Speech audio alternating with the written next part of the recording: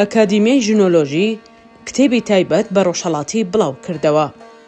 ئەم کتێبە دەگوتار و چاوپێکەوتنی بنکۆڵی لەسەر شیکار و خوێندنەوەی کۆمەڵناسیانەی بۆ بارودۆخی سیاسی، ئابووری و کۆمەڵایەتی ڕۆژهەڵاتی کوردستان و ئێران و سەرچاوەی فەلسەفە و داهێنەری دروشمی ژن ژیان ئازادی دەکۆڵێتەوە کە لە ئاستی گەردوونیدا دەنگی دایەوە.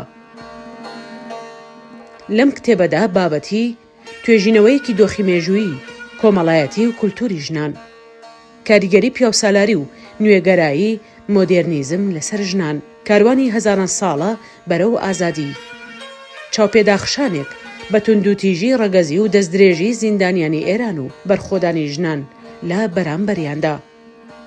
چەپی ئێران و شۆڕشی ژن ژیان ئازادی ڕۆڵگێڕە نەبینراوەکان،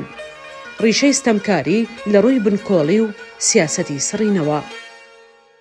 شیکاری سیاسی جەستەی ژن لە ڕاپەڕینی ژینادا، بەشداری ژنان لە بزوتنەوە کۆمەڵایەتیەکاندا، سەرکەوتن هەر بۆ ئێمەیە، بەرخۆدان ژیانە، چیرۆکی ژیانی کوێستان داودی لە خۆ دەگرێت. کتێبی ژنۆلۆژی تایبەت بە ڕۆژهەڵات پێشکەش بە ژینا ئەمینی و ناگیهان ئاکارسەل کراوە و فایلی کتێبەکە لەسەر ماڵپەڕ و تۆڕی کۆمەڵایەتی ژنۆلۆژی بەردەستە.